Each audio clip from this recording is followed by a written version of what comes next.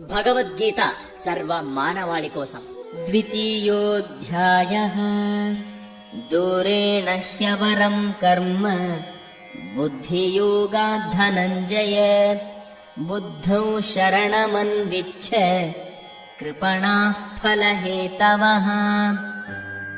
ఓ ధనుంజయ, భక్తియుక్త సేవ ద్వారా సమస్త హీన కర్మలను దూరము చేసి ఆ భావనలోనే భగవంతుని శరణు వేడుము.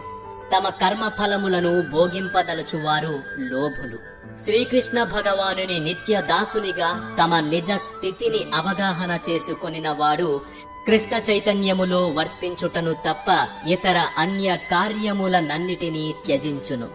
ఇదివరకే చెప్పినట్లు బుద్ధియోగ అనగా శ్రీకృష్ణ భగవానుని దివ్యమైన ప్రేమయుక్త సేవ.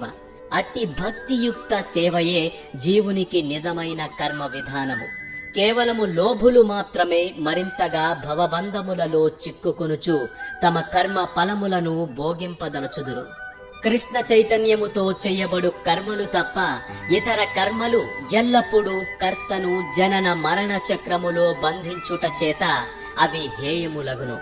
కనుకనే ఎవ్వరునూ అట్టి కర్మలకు కారణము కావలెనని కోరుకోకూడదు. ప్రతి కర్మను శ్రీకృష్ణుని ప్రీతి కొరకై కృష్ణ చైతన్యముతో నిర్వర్తించవలెను. లోభులు కష్టముతో లేదా అదృష్టముతో సంపాదించిన ధనమును ఎట్లు వినియోగించవలెనో ఎరుగరు.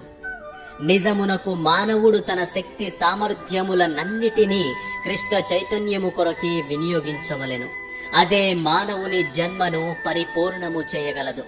దురదృష్టవంతులైన వ్యక్తులు లోభుల వలెనే తమ మానవ శక్తిని భగవత్ సేవలో వినియోగించరు.